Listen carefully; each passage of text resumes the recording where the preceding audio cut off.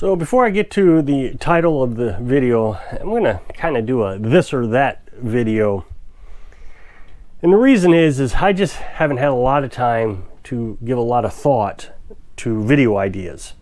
As you know, Carolyn got sick a few weeks ago, so she's not doing too well at nighttime sometimes, and I have to help her make some teas and just different things. We took her to the emergency room. She's doing much better. I want everybody to know she's doing much better. The cramps and the aches and all that stuff from her issue has went away. I mean, every now and then I see her rubbing her belly, so I know it's a little achy, but it's not near as bad as that was the first night. But we're avoiding the surgery. That's good. I've been doing a couple of these this or that videos, and they seem to be doing okay. It's interesting how videos work. One of the things I wanted to address with the audience, and I don't want to spend a lot of time on it, is I have an issue with views. Now, I know the trolls are going to tell me exactly what my issue is, but it's not true. I mean, I have hundreds of pages of analytics tells me exactly what's wrong with my videos, and I know exactly what's wrong with my videos. I get all the information. The issue is I am not discussing the things that the majority of the audience wants me to discuss. The fear-mongering channels are, but I'm not. So they want me to discuss current events and then talk about how off-grid's going to solve all your problems. Well, I have some ethical issues with that. That being said, if I do see a subject that I find interesting and I want to address, I do try to address it. There's been a lot of gun conversations here recently, and I've signed up to several gun channels. And I've talked about guns several times, and all those videos do very well. But I know that my base audience is not too big a fan of these videos. So it leaves me in a dilemma. How do I keep my audience happy, and how do I gain new audience? Very difficult. It's just almost impossible.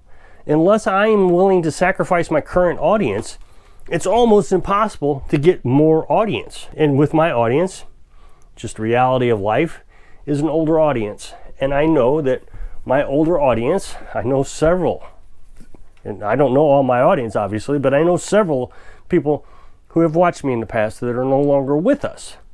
So over time I lose an audience just from natural causes, and I can't get them to replaced. When I talk about different subjects like guns or police officers or off-grid channels, fear-mongering channels, I gain an audience, and I've been doing pretty well recently. So what I've been trying to do is one day I talk about off-grid stuff, the next day I talk about some sort of current event stuff. As long as it meets my ethical guidelines. I don't want to scare everybody. It's not why I make YouTube videos.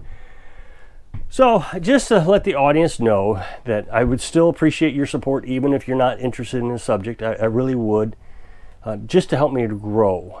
So I can still have a channel in 10 years when my audience is gone. I'm in the camper today. As you know, I bought this camper in the spring. Carolyn's son came down to live with us for a while. Carolyn's using it now. She's using it to cook, and she really likes this place. I mean, she's sweeping it every day. It's kind of nice. Of course, if we ever had visitors, they would stay here. We never have visitors. But as this has evolved, we've had to get more electric, and I've talked about that all summer long, how we got more electric, got an extra inverter, got an extra charge controller, and now we can run a lot of stuff that we used to not be able to run. And a lot of people would criticize us that we are giving up some of the niceties of modern society. But her son was able to run the air conditioner, and the sad thing is he didn't get the chance to run it after we made the modifications. So now that we made the modifications, this would be easy to run. Over here, you know, we have some appliances now. It's incredible. We got a coffee maker. Now Carolyn uses that to make hot water, but we could use it to make coffee, and a blender.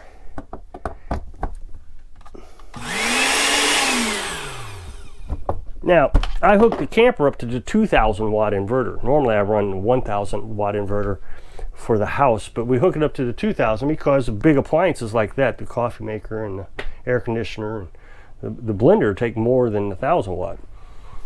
But the problem with the 1,000 watt is it uses 2 amps an hour. Over a 24-hour period, that's one whole battery. If I just turn the inverter on in the morning while the sun's up, it doesn't matter if I lose those 2 amps. We got plenty of electric on a sunny day. Then we come down here, she can make her, well, she's got a cocktail she's drinking for her health issue. And I can also grind up sunflower seeds for the chickens. We can make hot water. Now I use this camper exclusively for eating, obviously, and canning. And I've canned several times in here. Boy, life is so much easier canning in here than it was in the back porch. Crawling around on that floor of the back porch was just, and then you had to deal with the flies and the bees. But here it's just been so much easier. Get up at 4 o'clock in the morning, start cooking your chicken. Got lights where I didn't have lights on the back porch. I got lights here that I can turn on. And so I've canned several trays of chicken now. Getting our stockpile of chicken. I don't want to use that word. I hate stockpile, but for lack of a better word right now. Get our chicken back up to levels that we had in the past. Of course, we feed the chicken to the cat also. People think we're spoiling the cat. I just think it's cheaper than buying cat food at the store. We're getting ready to start canning again something that we've had in the freezer for a long time. This is a 2 pork. Now we're going to use one of the pork to can, and the other pork we're going to use just to cut up and put it in the freezer. We'll cook it first, and then after it's cooked, then we can put it back in the freezer. Now pork is a lot easier to can than chicken. What we'll do with the pork is we'll cut it up in little cubes, kind of dice it up, and then all I got to do is put it in the jar, put it in the canner, and can it for 75 minutes. That's it. That's all you got to do. But with the chicken, you will notice that I had to cook the chicken. So I get up at 4:30 in the morning and I start cooking. And then after it's cooked, I like to let it cool off for a bit because it's so hot on your hands, and then you debone it. So you spend another hour deboning, and it's just a long day. Now, here's the thing about the long day, is I really don't mind the long day because I enjoy canning. It's kind of fun. I kind of like it. One of the things that we have an issue with, though, is, as you know, we use Tadler lids. I'm trying to get away from regular metal lids because these are reusable. So basically, they're nearly free. So there's no cost involved when you're canning. You know, you got the initial cost, and then after that, they're reusable. The ring is only used 10 times, but we've got enough to last the rest of our lives. The problem with that is you can only stack one layer. So you'll see here that we have 2 layers of trays stacked up. But these are metal lids here, and we have the ring on it. So there's no chance of knocking that lid off. But since we have to take the ring off of this one, and the reason you take the ring off is if it ever unseals, you got to know that it's unsealed. The way you know that these have unsealed is you can press it down and it'll pop, but these you don't have that choice with. So you take the ring off to make sure that it's sealed when you actually use it. When you put these rings on metal lids, don't put them on so tight that you just want to be able to switch it off. Now, somebody's going to say, you can't do that. Read the bottom of the instructions of the box right here, and it says you can leave the rings on. But that's just personal preference, because our problem is we have no place to stack food. If we're doing one layer on our shelves in the house, we really don't have that much room. So we got to really figure out where to put things, and it's just a challenge. We have considered leaving everything in the camper. The problem with the camper is in the wintertime it's going to freeze. My thinking is freezing is bad because the contents in the jar are going to expand. Now, I'm not too worried about the jar breaking because there's plenty of room in there for the expansion of the food. What I'm concerned about is you're under a vacuum. Once it expands, that vacuum could go away and pop the lid open. On the other hand, the colder it gets, the more of a vacuum it's going to achieve. When you heat it up, you take it out of the canner and it starts to cool, that's when you obtain your vacuum. So if it freezes, it may vacuum even more. I don't know what would happen. That being said, now, I am not telling you to do it. As a matter of fact, Carolyn and I just discussed it, and we probably won't do it either. It's just too risky, too much food loss. But I took one jar of chicken with a Tadler lid on it, and I put it in the freezer. Yesterday, I put it in the freezer, and last night, I took it out of the freezer. It was completely frozen. and it still was sealed. So I left it out. Now, it won't go bad because you left it out because it's still under a vacuum. The thought was if I wake up in the morning and the lid has popped off, that I would start feeding it to the cat. I woke up this morning and it was still sealed. So I put it back in the freezer, and I'm just going to run this test for a few weeks, see what happens. It's more of a curiosity thing now, more than anything. It is quite possible that we have to leave the house. Well, we don't have any form of heat in the house when we're gone. Since we're on wood heat, I have to be home to heat up the house. So it's quite possible that our food could freeze, our canned food, sitting on the shelf. Or if we left it out here and it froze, whatever the case is. I wanted to know what would happen. So far, it seems like it's going to continue to seal. I Googled it, but they never talked about home canned food. I would imagine it's okay. I'm sure people have froze food before and it just, no big deal. I know when I was young, we'd be at the bakery. My dad ran a bakery, and we'd come home and the house was absolutely frozen. We still had canned food, I'm sure. So I'm thinking it's possible that it would work out. One of the things that we have to address living off grid, and something I haven't talked about in a long time, is what to do with the freezer. The freezer takes a lot of energy that if we didn't have it, life would be a lot easier here. Now, like I said, things have gotten a lot easier since I've gotten the extra charge controller and different things, but it would be a lot easier without the freezer, because we got to make sure we have plenty of electric to get us through the night every night. Somebody's going to say, well, if you had lithium-ion batteries, you wouldn't have this problem. Okay, I don't, and I'm not going to, so that's just not part of the conversation, and I don't even want to hear it. The thing I don't want to do is run my batteries down too low. So I'm always very cautious, to the point of paranoia, to not run my batteries too low.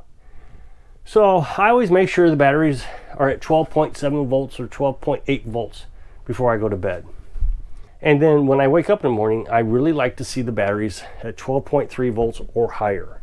Well, another issue we have is when we go to the store and we buy meat that's not frozen, and somebody will say, well, just buy frozen meat. Well, that stuff costs more. If you buy thawed out meat on the shelf, you can find the sales.